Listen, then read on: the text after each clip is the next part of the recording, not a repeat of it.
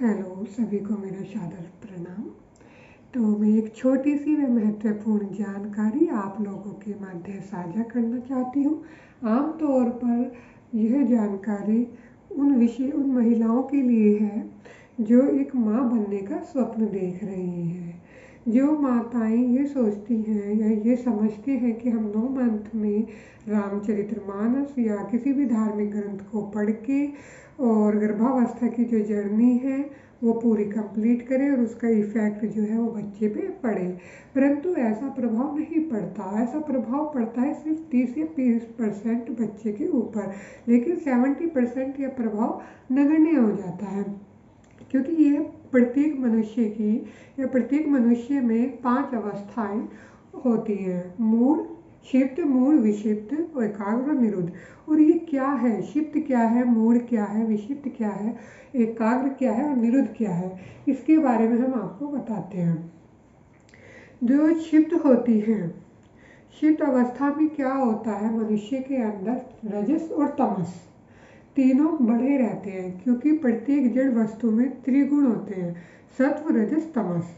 जो क्षिप्त अवस्था है इसमें रजस और तमस बढ़ा रहता है, सत्व हमारा बिल्कुल नहीं बढ़ा रहता। फिर इसके बाद आती है मूढ़। मूढ़ता में क्या होता है, हमारा तमस बढ़ जाता है और रजस हमारा कम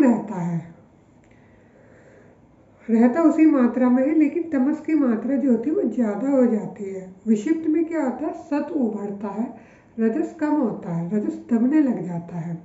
और एकाग्र निरुद्ध में क्या होता है, आपका सत्व बढ़ जाता है। अब हम बताते हैं सत्व क्या होता है। सत्व होता है प्रकाश की ओर ले जाता है, ज्ञान बढ़ाता है, विवेक बुद्धि को जागृत करता है।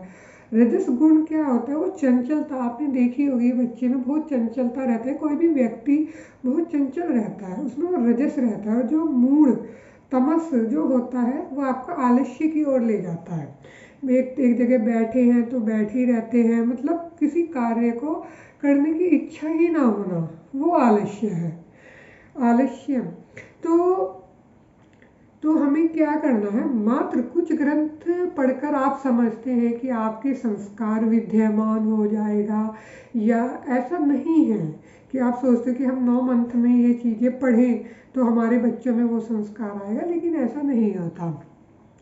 क्योंकि जो वो ग्रंथ है वो तो अपना प्रभाव दिखाएंगे, थोड़ा बहुत भी है पर वो दिखाएंगे, क्योंकि जो वो ग्रंथ है वो सात्विक है, वो वाणी जो है ग्रंथों की वो सात्विक है, क्योंकि वो सात्विक लोगों के द्वारा लिखा गया है। जैसे आपके महर्षि हुए और ऋषि हुए, तो वे उनके द्वारा लिखा गया है, तो वे अपना गुण अवश्य ही देंगे सात्विक।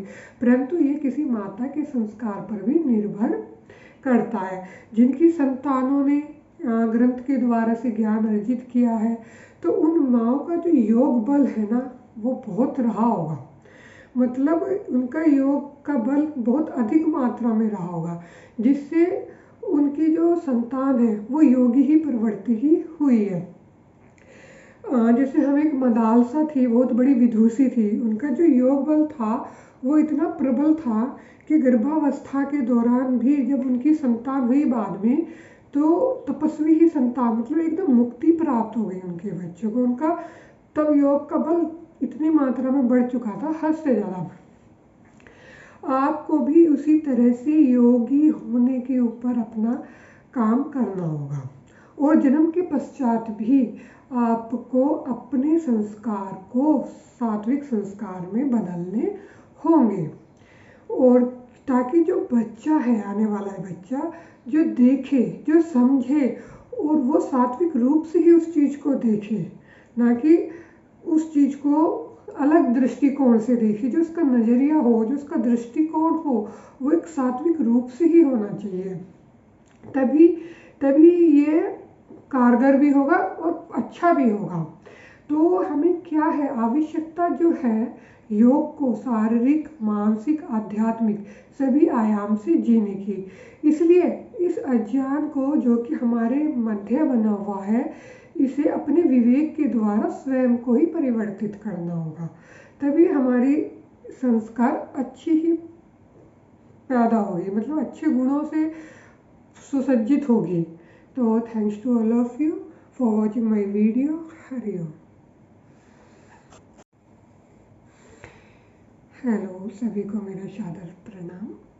तो मैं एक छोटी सी व महत्वपूर्ण जानकारी आप लोगों के मध्य साझा करना चाहती हूँ।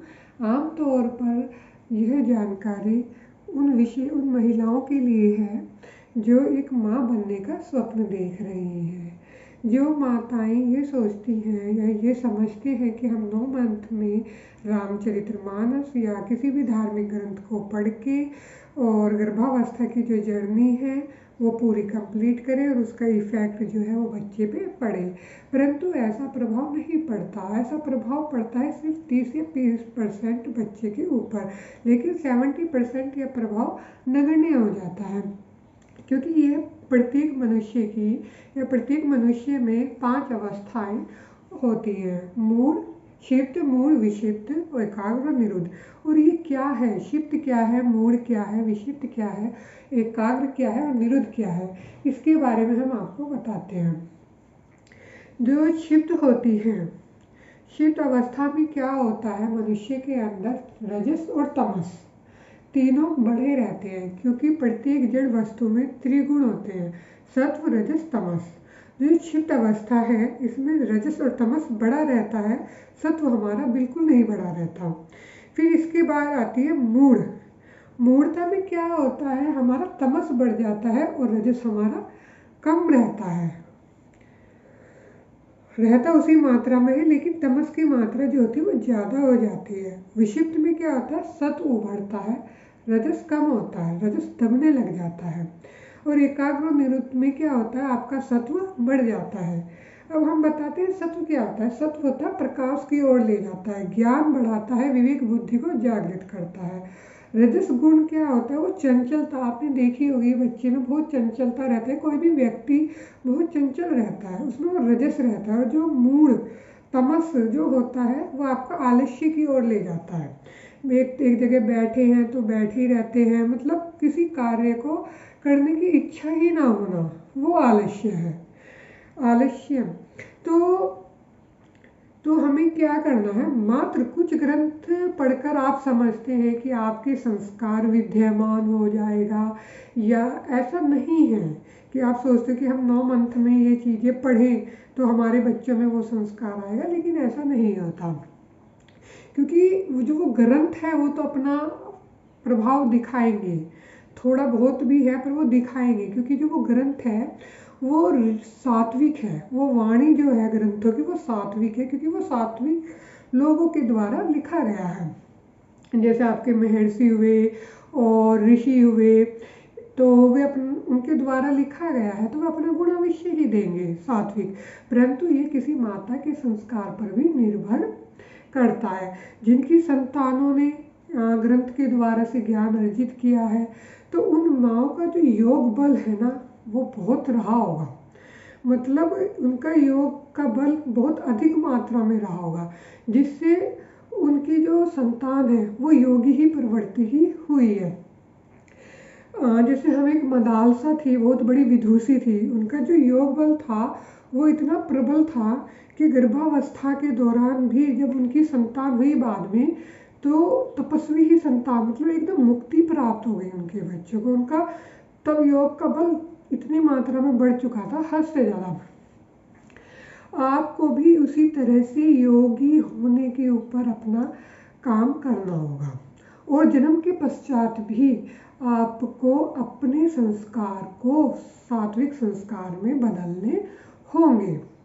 और ताकि जो बच्चा है, आने वाला है बच्चा, जो देखे, जो समझे, और वो सात्विक रूप से ही उस चीज़ को देखे, ना कि उस चीज़ को अलग दृष्टिकोण से देखे। जो उसका नज़रिया हो, जो उसका दृष्टिकोण हो, वो एक सात्विक रूप से ही होना चाहिए। तभी ये कारगर भी होगा और अच्छा भी होगा। तो हमें क्या है, आवश्यकता जो है योग को शारीरिक, मानसिक, आध्यात्मिक सभी आयाम से जीने की। इसलिए इस अज्ञान को जो कि हमारे मध्य बना हुआ है, इसे अपने विवेक के द्वारा स्वयं को ही परिवर्तित करना होगा, तभी हमारी संस्कार अच्छी ही पैदा होगी, मतलब अच्छे गुणों से सुसज्जित होगी। तो thanks to all of you for watching my video. Hari Om.